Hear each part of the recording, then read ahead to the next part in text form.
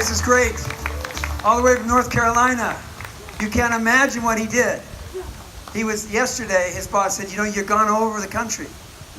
I mean, really, you got to work. He said, I know, but this is important. He said, let me ask again. He goes back, he asks again, and the boss says, I'm sorry, we need you. He calls up Sharon and says, Sharon, I'm sorry. You know, I just can't make it. I don't know what to do. Sharon said, and this wonderful girl, Sharon, where are you? Can you give a round of applause for this wonderful girl, Sharon? Taking care of her son in the hospital, calling from the hospital. God's power is with her. She said, who remembers the movie The Blues Brothers? Raise your hands. All right. You know, there's a part that says a mission from God, right? And you go crazy. You do whatever you have to do. It's a mission from God. Well, Sharon obviously is a fan of that movie because she delivered that to Mark and said, Mark, this is a mission from God. And he said, okay, I'll try again. He said, you know what? If I have to drive 11 hours through the night, I'm going to do it. He made it here, middle of the morning. Can we hear a big shout and round of applause for Mark Robinson from North Carolina? I am the majority. Thank you. I want to say first, and I say this at every event I speak at, I want to say thank you first to all of you all. Again, could never imagine that 4-minute speech would bring me such notoriety and, more importantly, inspire so many people. I truly believe that those words that I spoke that night on April 3rd were divinely inspired, because when I came out from that podium and left that building, I actually had no idea what I had said and could not remember what I said. I came home, my wife asked me, she said, how'd the meeting go? I said, I'm not sure. She said, what did you say? I said, I'm not sure, but the police might knock on the door in a few minutes, so be ready. But as it turned out, what I said was exactly what God wanted me to say. He put me in the right time at the right place with the right message. And I believe it's going to inspire a lot of people around the world. Already has, but it's going to continue to inspire people if it be His will. And that's what I'm looking forward to the most. So thank you to all of y'all that sent me kind words, shook my hands, called me a hero, all that. Like I said, I'm humbled and just blown away by that.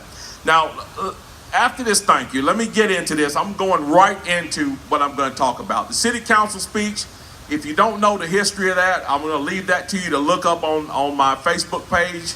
You can look that up. You can find out exactly why I went there if you don't know or if you have not seen the speech. But what I want to talk about right now is this, and I know it's hot out here. I know we're all tired. Some of you probably ready to go home.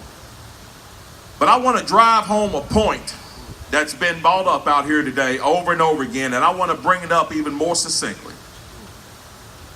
The right to keep and bear arms, the right to own a firearm for self-defense, no matter whether it be from a crazed killer or from an overreaching tyrannical government.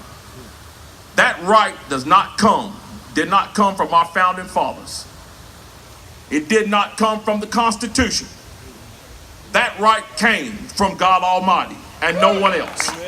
Make no mistake about it. Our founding fathers believed it. Our Constitution affirmed it. But that right came from God Almighty.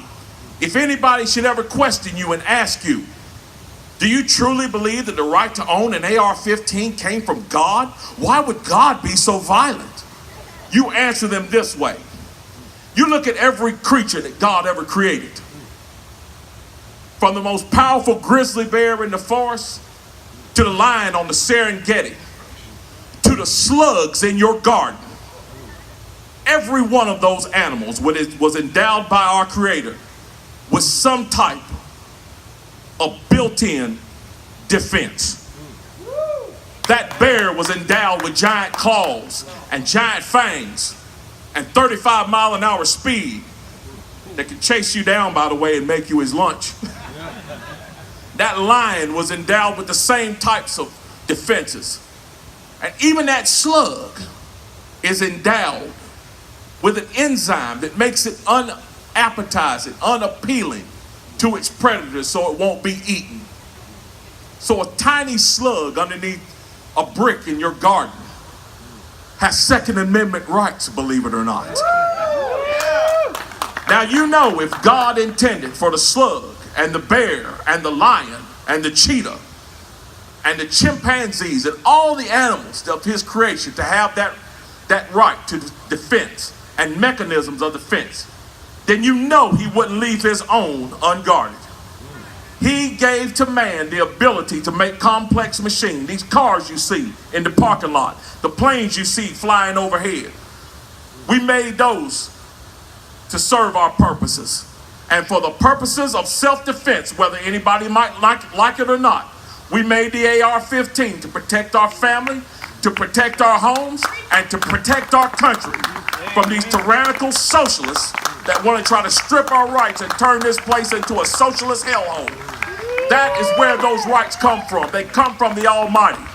And the reason why they despise those rights is because they likewise despise the Almighty that we believe in. You better believe that. These people are anti-American, they're anti-God, and that makes them anti-gun because they know with those guns we can defend our God and we can defend our country. So we've got to stand up against these people and let them know it's not going to happen. Now, when you're talking about failures, there's somebody mentioned government failures. Now, I want you to think about this. Think about that shooting that happened here at the high school. The sheriff's department, the school failed, government institution. The sheriff's department failed, government institution. The FBI failed, government institution. Who is it that's trying to currently take away your right to defend yourself? The government. There's no bigger indication that you need to have a rifle or a pistol in your house and be well armed and well stocked that when somebody who's failed that many times tells you you don't need one. If those people are telling you you don't need a gun, you definitely need a gun.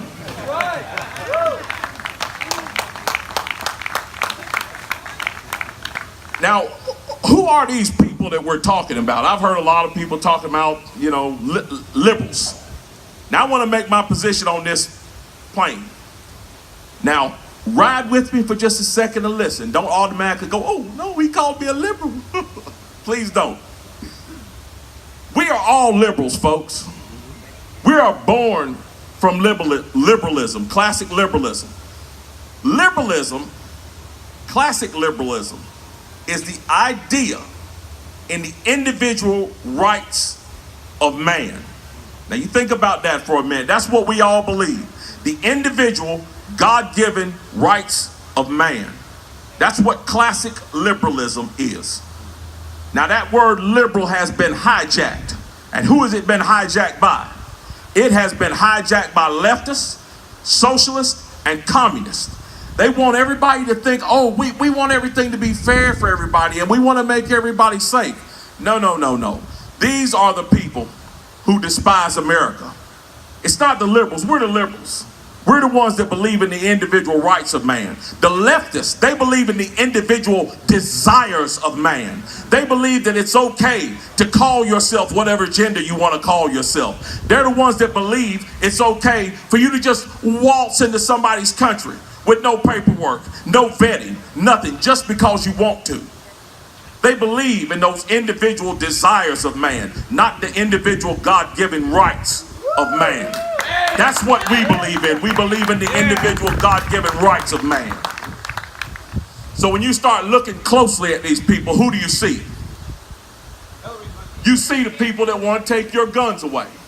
And here's who it is. It's the people who believe that it's okay simply because you want to crush the head of a human being, a human infant. Crush that infant's head and drag its tiny body out of the womb and discard it like trash. Those are the people that want to take your guns. When somebody who believes that it's okay to murder an infant tells you you don't need an AR-15, you don't need a Glock 9mm, guess what you need? You need an AR-15 and a Glock 9mm and a whole lot of ammunition to boot. Yeah. Right. And then we go to the issue of immigration. Immigration is an issue that's close to my heart. I love the stories of the people who came here from other nations, immigrated here legally from other nations, and became Americans and waved our flags and said they were proud to be an American. You look around here now and you can see people who immigrated here from other countries waving our flag and here in support of our rights. But folks, here's what we don't need. We don't need an illegal horde coming over our borders, invading this country. There's a big difference between immigration and invasion, and that's what we've got going on now. You see, because I know this. Because I guess you could say I got an inside track on this. The leftists know that the people that look like me are slowly slipping away from their grasp. They're leaving the plantation in droves. They're turning their back on a system that's done nothing but fail over and over and over. They're finally beginning to realize the definition of insanity, which is voting Democratic and expecting a different result other than failure. That is the absolute epitome of the definition of insanity. And thank God, more and more black Americans are waking up and leaving the Democratic political plantation. And they are scared to death of it. That is what is leading them into fully supporting illegal immigration, because they know they need to replace those lost black votes. And the way to do it is through illegal immigration. Bring in the poorest of the poor, the downtrodden of the downtrodden. Bring them in illegally, let them vote 5 times, hand them a few crumbs, and let them vote 5 or 6 times in the same election. That's why they're doing it, make no mistake about it. But here's the dangerous thing. Along with some of those that are truly seeking freedom and truly seeking asylum and truly seeking a better way of life, guess who's right behind them on their coattails? MS-13, the drug cartels, the same killers and same criminals that these people are running away from are coming right in behind them in this horde. When politicians who tell you that people from countries that are overrun with drugs and crime should be able to come into this country unchecked and unvetted, when they tell you you don't need a gun, guess what you need? You need to get a gun.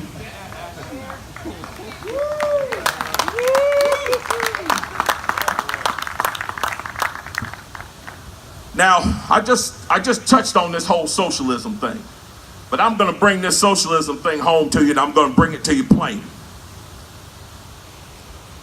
We have people in our government right now that absolutely believe in the tenets of Karl Marx and Friedrich Engels, and they want to spread the ideology of Karl Marx and Friedrich Engels throughout the United States government, and in fact throughout this country. Folks, we cannot let that happen. The only thing you have to do is take a look back in history and see the dismal, deadly failures of socialism time and time again in every country around this globe. You look at the hundreds of millions of people that have died under communism, and you think to yourself, there are actually idiots who live in the garden spot of the world that want to turn this into a socialist trash heap.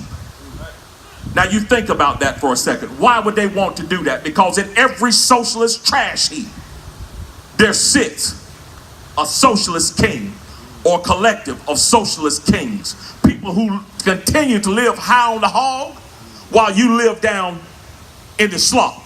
People who continue to live in mansions while you're living in a tent. People who get armed bodyguards everywhere they go, while you're at the mercy of criminals and a tyrannical government. Well, folks, I'm here to tell you right now, I don't know about you, but I'm not about to let that happen on my watch. If it means them dragging my dead body off the battlefield, I'm not going to do it. Because I intend to leave my children and my grandchildren the same thing that George Washington and Thomas Jefferson left me, which is a free nation with the rights endowed to us by God. Nothing less will do for me. I'm willing to lay down my life for this cause, folks. And I'm sure all of you all out there are too.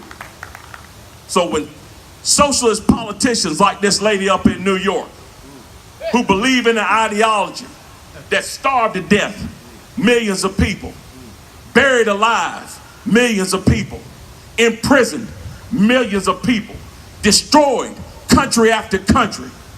When those folks tell you you don't need a gun, guess what you need? You need a gun.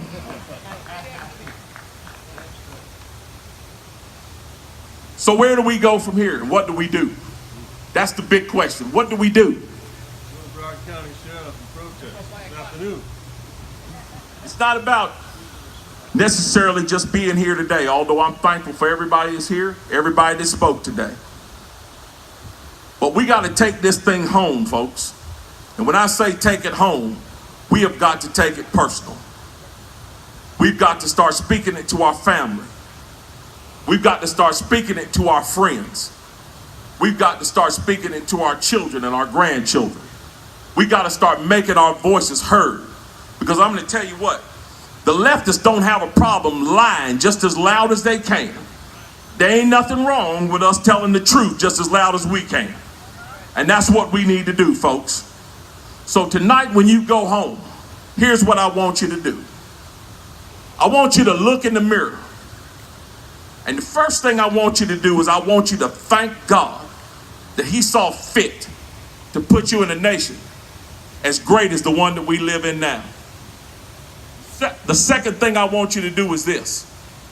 I want you to ask yourself, do you have the stomach for this fight? Because trust me, folks, it's going to be a fight.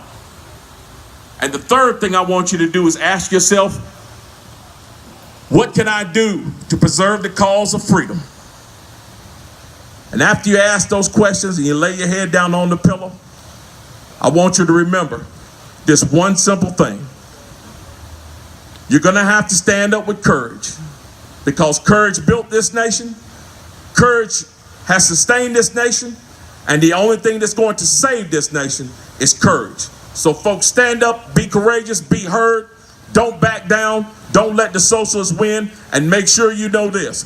God is on our side because we're fighting for the rights that he gave us. Thank you very much for your time. Appreciate everybody being here. God bless you. God bless the United States of America.